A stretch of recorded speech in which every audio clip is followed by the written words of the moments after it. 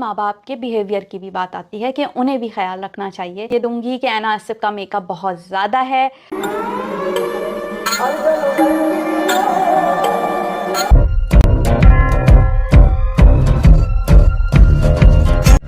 कहते हैं कि दूर के ढोल सुहाने, कभी कभार इंसान उन्हीं लोगों की कदर नहीं कर पाता जो उनके खैर ख्वाह होते हैं और उनके दुख सुख के साथी होते हैं।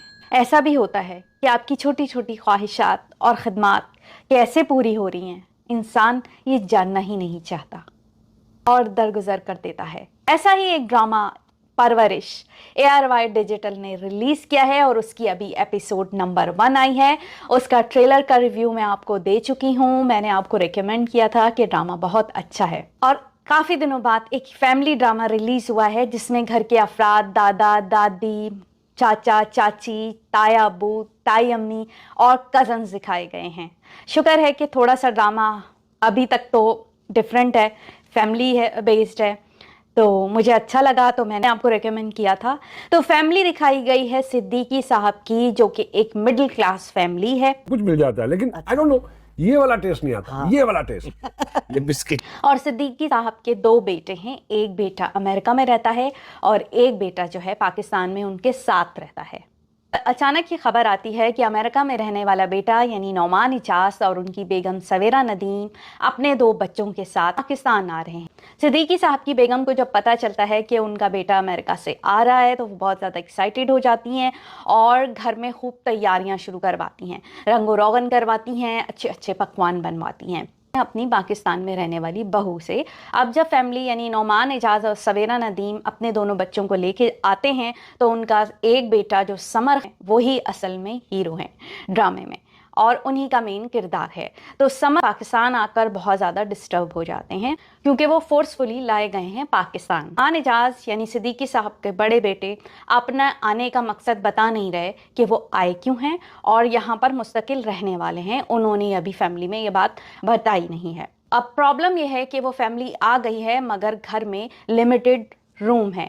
सब परेशान हैं कि किस तरह एडजस्टमेंट की जाए। घर में जो पाकिस्तान में रहने वाले बच्चे हैं वो भी डिस्टर्ब ना हो और बाहर से आने वाले बच्चे वो भी डिस्टर्ब ना हो। अपने रूम में जाके खेलो ना, अभी आनो आएगी, उसको रेस्ट करना होगा यहाँ पे प्लीज। ओ, आपको मालूम नहीं है ये रूम हम दोनों शेयर करेंगे। कुछ माँ बाप को डर होता है, उन्हें ये खदशा होता है कि कहीं बाहर के आज़ाद माहौल में रहकर बच्चे ख़राब ना हो जाएं। अब प्रॉब्लम यह है कि बच्चे आदी हैं अमेरिका के माहौल के, वो अपने राइट्स और अपनी बात कहना जानते हैं। तो वहाँ पर समर हैं, वो एक बोल्ड जो हैं वो बेटे हैं और वो किसी चीज़ की परवाह नहीं करते, स्ट्रेट फॉरवर्ड हैं, अपनी बात कहने में झिझकते नहीं हैं। नौमान इजाज़ का और उनके बेटे का आर्ग्यूमेंट सबके सामने ही हो जाता है। तो की बात है, अरेंजमेंट कुछ कर लेंगे। नहीं करना मुझे रूम शेयर किसी के साथ, मैंने आपको बता दिया ये बात।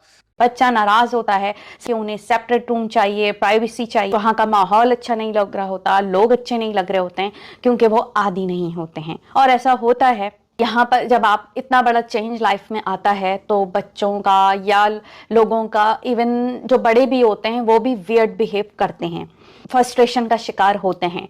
इस फ्रस्ट्रेशन में और इस चेंज में कभी कभार इंसान भूल जाता है कि सामने वाले के लिए भी ये एक चेंज ही है। यानी पाकिस्तान में रहने वाली भी फैमिली डिस्टर्ब हुई है उनके आने से क्योंकि उन्हें भी अपने रूम में एडजस्टमेंट करनी पड़ रही है और अलग से मेहमानदारी करनी पड़ रही है। ड्रामा बहुत इंटरेस्टिंग है। इस ड्रामे में एक ही घर में 2 कल्चर्स के आपस में टकराव दिखाए जाएंगे। वो बच्चे जो बाहर रहे हैं या वो फैमिली जो बाहर रह चुकी है आज़ादाना तौर पर, अब उन्हें एडजस्ट करना है पाकिस्तान में, पाकिस्तानी फैमिली के अंदर।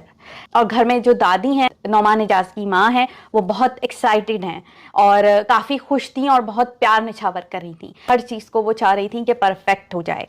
नौमान इजाज़ की माँ जब अपना बेटा उनका अमेरिका से आया है पूरा पैकेज यानी अपनी पूरी फैमिली को लेकर, तो क्या उनका बिहेवियर होगा, वो किस तरह एडजस्टमेंट करेंगी। दूर से तो आने वाला बहुत अच्छा लग रहा होता है लेकिन जब वो अपनी फैमिली, अपने प्रॉब्लम लेकर आता है तो आपको किस तरह स्ट्रगल करनी पड़ती है फैमिली में, ये दिखाया जाएगा।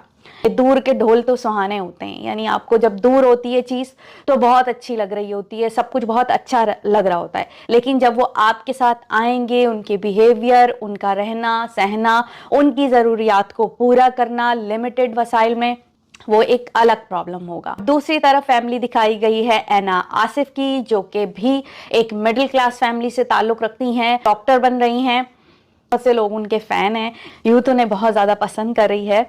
ऐना आसिफ के फादर भी जो हैं बहुत ज़्यादा फैमिली मैन हैं। ऐना आसिफ थोड़ी बोल्ड, बोलने में तेज़ दिखाई गई हैं। तो अब देखना यह है कि किस तरह जो है समर और ऐना आसिफ की मुलाकात होती है। समर खान का इंटरेस्ट जो है वो सिंगिंग में है, वो ज़्यादा शौकीन सिंगिंग के हैं और वो अपने फादर से अपने इंस्ट्रूमेंट छुपा रहे हैं कि वो लेकर आए हैं साथ, और यहाँ भी मेरे ख्याल में वो यही प्रोफेशन कंटिन्यू रखना चाहेंगे। और आपको मैं स्टोरी काफ़ी हद तक बता चुकी हूँ अपने ट्रेलर के रिव्यू में। और समर खान के फादर यानी नोमान एजाज चाहेंगे कि वो कोई अच्छे प्रोफेशन में जाएं, और जहाँ ऐना आसिफ हैं उनके फादर चाहेंगे कि ये डॉक्टर बन जाए। वो डॉक्टर तो बन जाएंगी मगर उनके फादर कहीं उनका रिश्ता करना चाहेंगे, जिस पे ऐना आसिफ को इतराज़ होगा कि मैंने अपनी एजुकेशन इसलिए हासिल नहीं की थी कि मैं सिर्फ किसी के लिए डॉक्टर बहू बनकर शादी कर लूं और अपना प्रोफेशन छोड़ दूं। ड्रामा अच्छा है, फैमिली ड्रामा है, ज़रूर देखिएगा।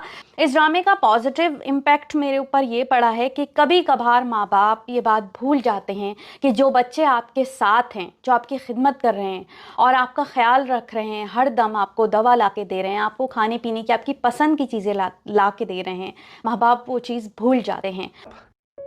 खाते हैं, रख दो। ओए ये कहाँ से हुआ? और उन्हें ये याद रहता है कि हमारा दूर बैठा बेटा जो है वो किस तरह मेहनत करके कमा कर हमें गिफ्ट भेज रहा है या चीज़ भेज रहा है या कभी कभार हमारी ज़रूरत पूरी कर रहा है। तो ये एक अच्छा मैसेज भी था कि मतलब माँ बाप को भी ये नोट करना चाहिए ये बात। कहीं अगर औलाद की परवरिश की बात आती है तो कहीं कहीं माँ बाप के बिहेवियर की भी बात आती है कि उन्हें भी ख्याल रखना चाहिए कि किन हालात में हमारे बच्चे ख्याल रख रहे हैं इन मुश्किल हालात को सहते हुए, और जो बाहर हैं वो भी मुश्किल हालात का ही सामना कर रहे होते हैं बेशक, मगर जब वो साथ आएंगे रहेंगे और फिर जब आप देखोगे कि कौन मुश्किल में साथ दे रहा है कौन नहीं दे रहा है, बात असल वो होगी। सब कुछ पैसा ही नहीं होता। मैं ख़ुद भी अमेरिका में रहती हूँ तो मुझे ड्रामा बहुत अच्छा लगा है कि जब बाहर से कुछ लोग आते हैं तो वाकई उनका बिहेवियर कुछ लोगों का ऐसा हो जाता है कि ये चीज़ अच्छी नहीं है, वो चीज़ अच्छी नहीं है। देखें, हर जगह हालात डिफरेंट होते हैं, हर कंट्री के हर जगह के मसाइल कुछ और होते हैं। यहाँ पर कुछ और मसले हैं, वहाँ पर कुछ और मसले हैं। एडजस्टमेंट हमेशा हालात के मुताबिक करनी ही पड़ती है, वरना बहुत मुश्किल हो जाती है। ड्रामे में एक मस्जिद दिखाई गई थी। मुझे पाकिस्तान गए हुए काफ़ी टाइम हो गया है, लग रहा तो मुझे वो कराची है। बहुत ज़्यादा खूबसूरत है, तो मुझे कमेंट में बताइएगा कि वो मस्जिद कहाँ थी। बहुत खूबसूरत और बड़ी थी वो। मैं का थोड़ा सा नेगेटिव रिव्यू मैं ये दूंगी कि ऐना आसिफ का मेकअप बहुत ज़्यादा है और ये मुझे अच्छा नहीं लगा क्योंकि उनकी एज के हिसाब से मेकअप बहुत ज़्यादा हुआ है और वो तैयार श्यार हो के मेडिकल कॉलेज जा रही हैं पढ़ने के लिए। तो मेरे ख्याल में मेडिकल की स्टूडेंट इतना ज़्यादा मेकअप पसंद नहीं करती हैं, तो थोड़ा सा ख्याल रखना चाहिए था कि इतनी ज़्यादा रेड लिपस्टिक और मेकअप और फाउंडेशन का ऐना आसिफ को यूज़ नहीं करवाना चाहिए था। इसी तरह मेरे साथ रहिए और प्लीज़ मेरे चैनल को सब्सक्राइब कीजिए अगर आपको मेरी वीडियो पसंद आती हैं। Thank you so much.